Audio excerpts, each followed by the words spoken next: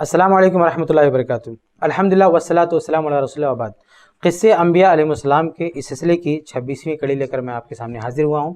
ہماری بات چل رہی تھی یوسف علیہ السلام سے متعلق، اور ہم سورہ یوسف کی آیات کی روشنی میں یوسف علیہ السلام کا قصہ دیکھ رہے تھے۔ اس سے پہلے بات ہوئی تھی کہ عزیز مصر نے یوسف علیہ السلام کو اپنی طرف مائل کرنا چاہا، لیکن یوسف علیہ السلام نے اپنے آپ کو بچا لیا، اور اپنے آپ کو بچانے میں وہ پوری طرح سے کامیاب ہوئے اور وہ بری ہوئی۔ لیکن اس کے بعد ہوا یہ کہ یہ واقعہ کچھ لوگوں نے دیکھ لیا تھا اور یہ شہر میں پھیل گیا۔ تو جب شہر میں پھیل گیا تو جو عورتیں تھیں، یعنی اس عورت کی جو سہیلیاں کہہ لیجیے، جاننے والی، تو وہ تانا دینے لگی، عزیز مصر کی بیوی کو تانا دینے لگی، بولنے لگی کہ یہ کیسی عورت ہے جو اپنے غلام پر فدا ہو گئی اور اسے بھی قابو نہ کر سکی۔ یعنی یہ مذاق اڑا رہی تھیں، عزیز مصر کی بیوی کا مذاق اڑا رہی تھی، کیا کہ یہ کیسی عورت ہے، اپنے آپ کو حسین کہتی ہے، ملکہ کہتی ہے، اور ایک غلام کو بھی قابو نہ کر سکی، یعنی اس نے بھی دھتکار دیا، اس کو پوچھا تک نہیں۔ تو یہ معاملہ ہے۔ ایسا نہیں، دیکھیں کچھ لوگ کیا شو کرتے ہیں کہ یہ جو عورتیں تھیں یہ ملامت کر رہی تھیں کہ ارے اتنا غلط کام کیوں کیا، ایسا کام نہیں کرنا چاہیے تھا عزیز مصر کی بیوی کو۔ یہ معاملہ نہیں تھا۔ یہ عورتیں اصل میں ملامت اس بات پر نہیں کر رہی تھی کہ غلط کام کیا، ملامت اس بات پر کر رہی تھی کہ اس غلط کام میں یہ کامیاب کیسے نہیں ہوئی، وہ سامنے غلام تھا اس کو بھی قابو نہیں کر پا رہی، یہ کیسی عورت ہے۔ تو یہ سب جب عزیز مصر کی بیوی نے دیکھا تو اس نے کہا ٹھیک ہے، تم خود میرے گھر پہ آؤ اور تم بھی آزما کے دیکھ لو، میں ناکام ہوگی، دیکھتی ہوں تم کتنا کامیاب ہوتی ہو۔ اس کی خاطر اس نے ایک پروگرام بنایا کہ ایک دعوت رکھا، اور اس دعوت کے موقع سے جو اس علاقے کی بڑی بڑی عورتیں تھیں سب کو بلایا، اور اس بیچ میں یوسف علیہ السلام کو بلایا۔ تو کیا ہوا وہ دیکھیں آپ۔ اللہ سورہ یوسف سورہ 30 میں کہتا ہے وَقَالَ نِسْوَةٌ فِي الْمَدِينَةِ امْرَأَةُ الْعَزِيزِ تُرَاوِدُ فَتَاهَا عَن نَفْسِهِ قَدْ شَغَفَهَا حُبًّا إِنَّا لَنَرَاهَا فِي ضَلَالٍ مُبِينٍ۔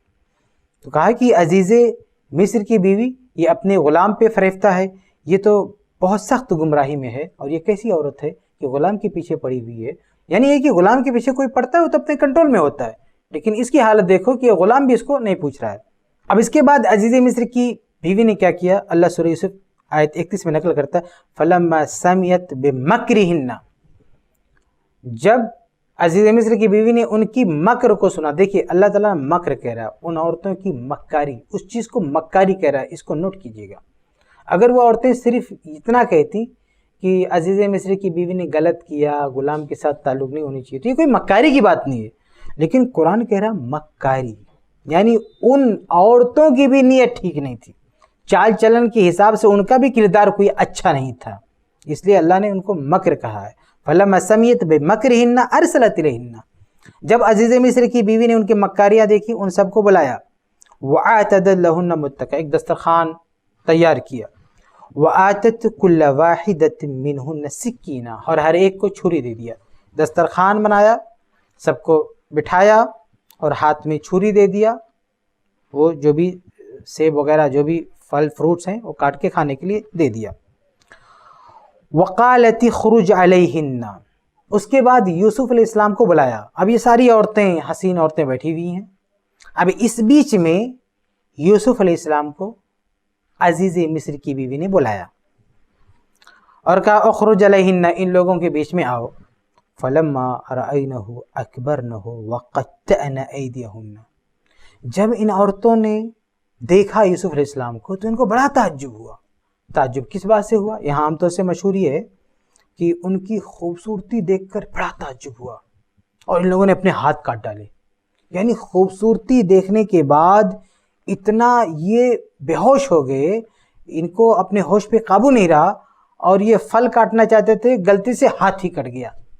یہ مشہور ہے، لیکن اصل بات یہ نہیں ہے ہاتھ کاٹنے کی کہ وہ خوبصورتی دیکھ کر انہوں نے ہاتھ کاٹ دیا تھا، نہیں، ہاتھ اس لیے کاٹا تھا کہ جب یوسف علیہ السلام آئے تو ان لوگوں نے اپنے اداؤں کے ذریعہ، اپنے حسن کے ذریعے یوسف علیہ السلام کو اپنی طرف مائل کرنا چاہا۔ سوچا کہ یہ نوجوان جس کو زلیخا کچھ نہیں کر سکی، ہمارے حسن کا جادو ایسا ہے کہ یہ ہمارا اسیر ہو جائے گا، تو اپنے حسن کا جادو چلانے کی کوشش کیا ان عورتوں نے، اور جب کامیاب نہیں ہوئی تو ہاتھ کاٹ ڈالے کہ ہاتھ کاٹیں اب تو متوجہ ہو۔ لیکن یوسف علیہ السلام نہ ان کی جمال کی طرف متوجہ ہوئے، نہ ان کے قطع ید ہاتھ کاٹنے پر بھی ان کی طرف آنکھ اٹھا کے نہیں دیکھا یوسف علیہ السلام نے. وقلنا، اس کے بعد ان عورتوں نے کیا کہا؟ جب ہاتھ کاٹ دیا پھر بھی نہیں دیکھا آنکھ اٹھا کے، تو کیا کہا؟ حاشا للہ ما ھذا بشرا، اللہ کی قسم یہ تو انسان ہو ہی نہیں سکتا. ان ھذا الا ملک کریم، یہ تو بزرگ فرشتہ ہے، نیک فرشتہ ہے. اب یہاں تشبیہ پر بھی غور کیجئے کہ عورتیں یہ نہیں کہہ رہی ہیں کہ ملکن جمیل، یہ بڑا خوبصورت ہے. لوگ کیا کہتے ہیں؟ خوبصورتی دیکھ کے ہاتھ کاٹ لیا تھا.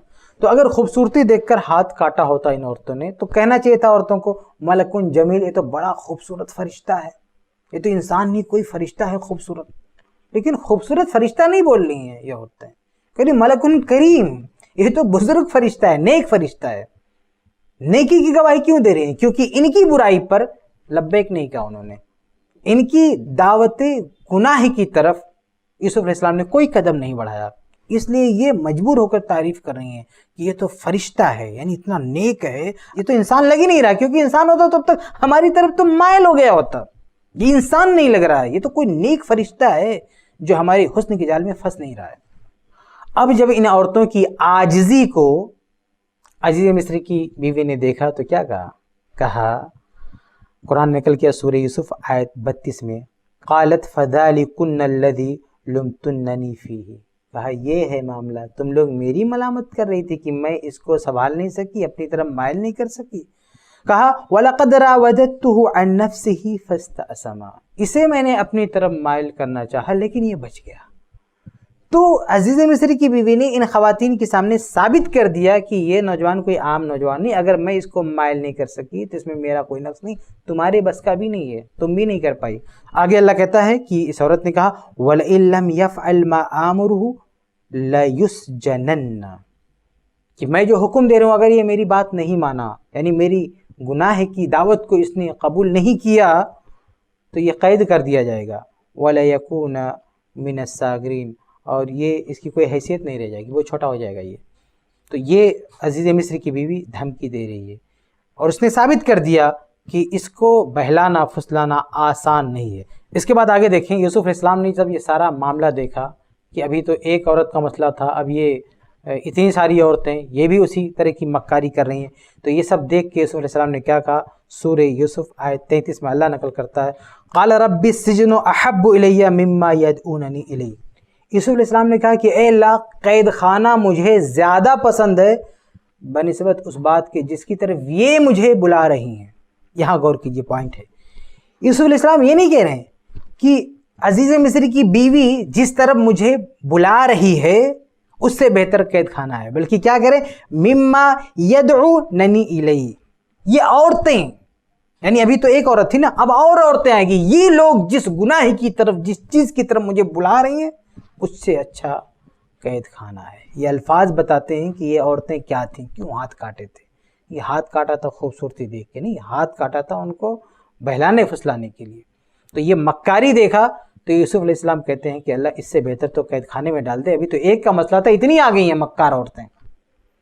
اور آگے کہا وَإِلَّا تَصْرِفُ عَنِّي كَيْدَهُنَّ، اے اللہ اگر ان کی مکاریوں سے مجھے نہیں بچایا، یعنی مجھ سے ان کی مکاریوں کو نہیں پھیرا، أَصْبُ إِلَيْهِنَّ، تو مجھے ڈر ہے کہ میں ان کی طرف مائل ہو جاؤں.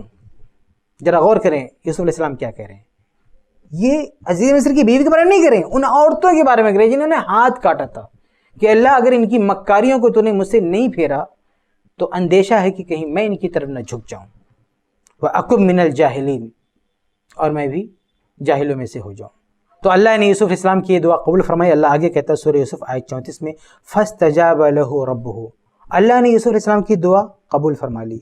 فَصَرَفَ عَنْهُ كَيْدَهُنَّ، اور ان عورتوں کی مکاریوں کو اللہ تعالیٰ نے پھیر دیا.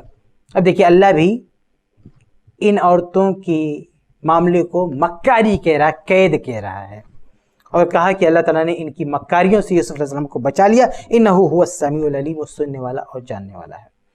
تو یہ یوسف علیہ السلام کی زندگی کا ایک اور موڑ تھا جہاں پہ ایک اور آزمائش ہوئی. اس سے پہلے کی مجلس میں تو صرف ایک عورت کا معاملہ تھا، یعنی عزیز مصر کی بیوی کا معاملہ تھا، لیکن اس مجلس میں جو آپ کے سامنے باتیں رکھی گئی ہیں اس میں ایک عورت کی بات نہیں تھی، عورتوں کی ایک جماعت تھی جو یوسف علیہ السلام کو گناہ کی دعوت دے رہی تھی، اور اس قدر مکار تھی کہ انہوں نے اپنے ہاتھ کاٹ ڈالے تھے تاکہ یوسف ہماری طرف دیکھے لیکن یوسف علیہ السلام ان مکار عورتوں کے جال میں نہیں پھنسے، محفوظ رہے، اور اللہ سے دعا کی کہ اللہ اگر ان کی مکاریوں سے مجھے نہیں بچایا تو ہو سکتا ہے کہ میں جھک پڑوں ان کی طرف۔